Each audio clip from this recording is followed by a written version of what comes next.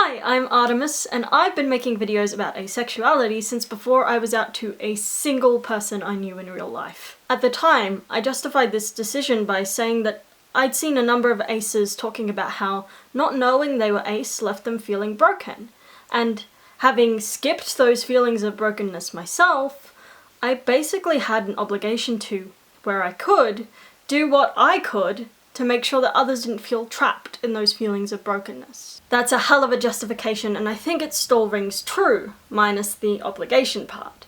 It's just really important to me to make use of my voice, my platforms, my stories, to try and make the world a better place. Even before Ace Ideas, I was running environmental workshops, and at age 10, I'd founded a group that was focused on changing society's negative perception of sharks. I guess being an activist type has always been a big part of my personality, but today I wanted to unpack why. I started thinking about this when someone in my local Ace Discord server posted a question asking how open people were about their asexuality. I immediately responded with a picture of me sitting in front of the giant ace flag I have on my couch. Even before I was ready to be open personally, I had no problems being open publicly. But most people were not like that. Most people had only felt confident to confide in one or two trusted people or others in the community. I was out there with my cake on my sleeve, but others were only bringing it out of the pantry to share with a select few. That was the norm. And I was the weird one. But I've kind of always been the weird one. I've been thinking about my childhood a lot lately, and I normally don't like to do that because there's a lot about it that I don't remember and it can be a bit uncomfortable, but looking back at small me and knowing the things that I've learned about myself in the last couple of years has been really enlightening. As a little prep kid, I struggled to make friends with kids my age. I instead preferred to hang out with a group of year sixes who would spend recess and lunchtime doing things like play charades, which I found a lot more fun than the things the kids in my year were doing, like playing chasey and other running, jumping, climbing things that I was neither fit or coordinated enough to do. I hung out with them until a teacher decided that I had to make friends with kids my own age, and told those year sixes to stop hanging out with me. I tried to engage with kids in my class after that, but it took me about 4.5 years of schooling for me to make any real friends. I don't actually remember the experience of this. I mostly just remember these events as facts, things that happened to me. So what I'm about to say is a totally unverifiable hypothesis, but I would not be at all surprised if these early experiences contributed to the drive I have to be so open about parts of my life. Firstly, I knew what it was like to feel isolated from others, so it makes sense that one of my values as an adult would be to protect others from that same kind of turmoil. And secondly, I was always weird. I was never going to fit in just by following the status quo, so why not challenge the status quo instead? I know for a fact that as a young teen I had a bit of a uniqueness complex. Like, I literally would not write an essay on the same topic as someone. Like, I had to have my own unique themes or characters or angle that I was writing it about, or I wouldn't write it. Basically, I'd identified that I was never going to be able to fit into the same boxes as everyone else. So I made that my identity, considering it an act of rebellion rather than a personal failure. In some aspects that really worked. I never felt broken for having a different sexuality or for being a nerd. These were things I had real pride in. But beneath that, there were still these feelings of being the weird one, of being crazy, lazy, ugly, weak. I hid that behind this facade of control, of this pride in being rebellious, unique, but those feelings were still there. So my rebellion had a purpose, even if I denied it, but rebellion isn't quiet. It's brazen, loud and charismatic, and these were ideals I was already interested in with my love of performance. So I started debating, public speaking. I started taking arguments and ideas to youth conferences, and then eventually to YouTube, television, and radio. This may seem like a tangent, but I promise you it'll make sense later. When I first came out as ace to Mum, she had a lot of issues with me wanting to label it. In her eyes, me putting a label on something that she saw as kind of normal was just inviting the hatred and ridicule of others, whereas I could just live that same existence quietly and not encounter so much resistance. I fundamentally disagree with this for a number of reasons, but mostly because labels are language. They exist to describe things that exist, and thus cannot be inherently bad. No one seems to have a problem when I use words like human or short or artist to describe myself. But they do have problems when I describe my queer identity or disability or anything like that, which says to me that there's something else going on. And that's because there is. What I think my mother in that moment was actually worried about was not the concept of labels, but of stigma. And stigma is a big consideration when we're talking about how comfortable people might be with being open about certain parts of their identity. For me, it's something I've thought about a lot, and there are definitely parts of my identity that I am more comfortable being open with than other parts. Asexuality is pretty easy for me at this point because there's basically no gross aphobic bullshit that I haven't heard and refuted 1,000 times already. Gender stuff's a little harder because people love coming for the personal attacks, straight up calling me delusional or implying that I don't exist, which I think I do.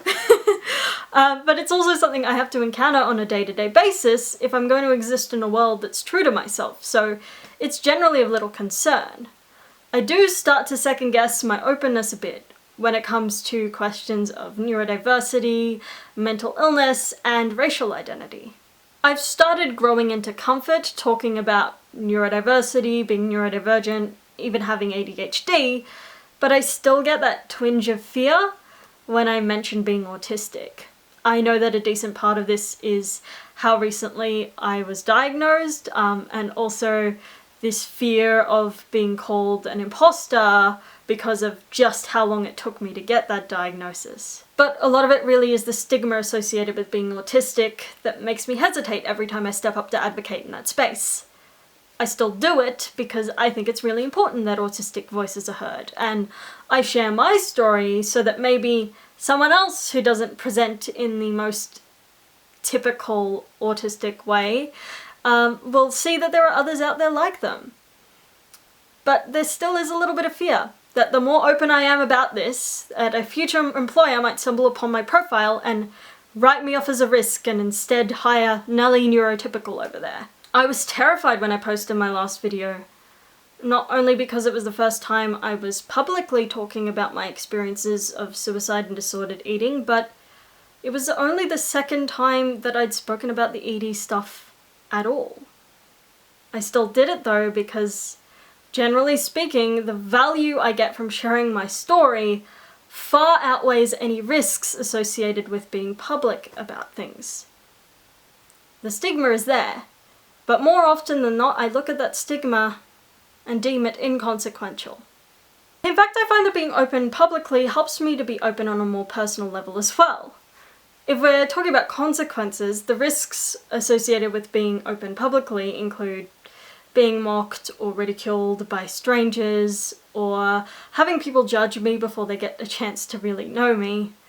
But if people are going to look at me being queer or neurodivergent, or look at any other part of my identity that I have no control over and decide that they hate me, then that person isn't worth my time anyway. When it comes to personal relationships though, I've already invested time and emotional energy there. Being rejected by someone that I actually care about, that hits way harder than being ridiculed by some right-wing internet babies or dismissed by a potentially terrible anyway employer. Still, there are definitely degrees of fear. I rarely talk about being biracial, and I often totally avoid identifying as a person of colour in any public spaces. But this is not from a fear of stigma, it's because I have concerns about taking up space in the conversations about race, when I have personally judged my story to have less relevance on that topic than the stories of others.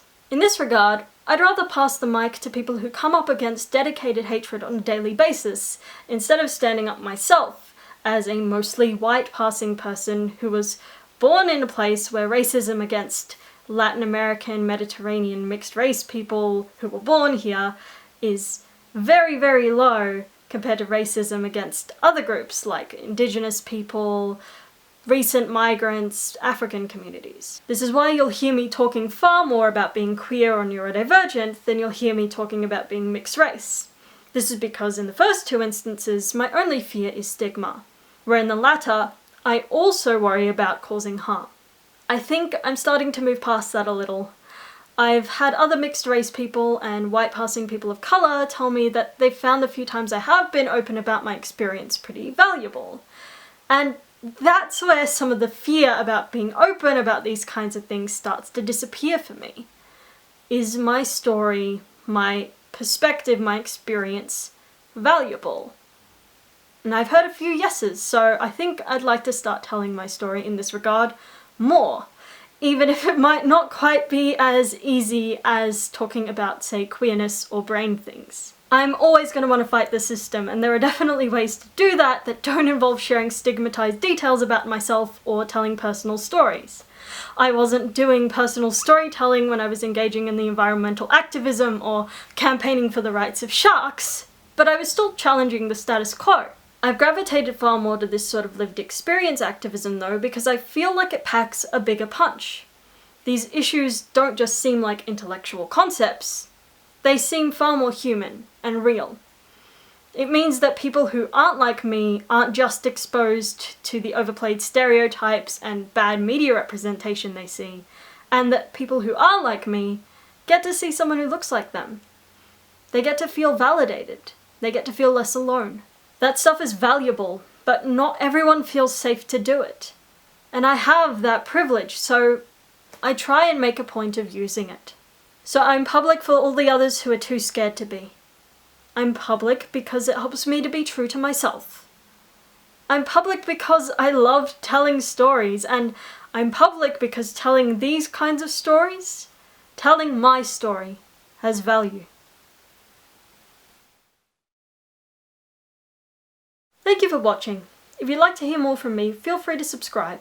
And a super massive thanks to all of my amazing patrons for the continued support in my storytelling endeavours. You help make videos like this possible, and your positive reinforcement reminds me that I do this for a reason. Thank you, thank you, thank you.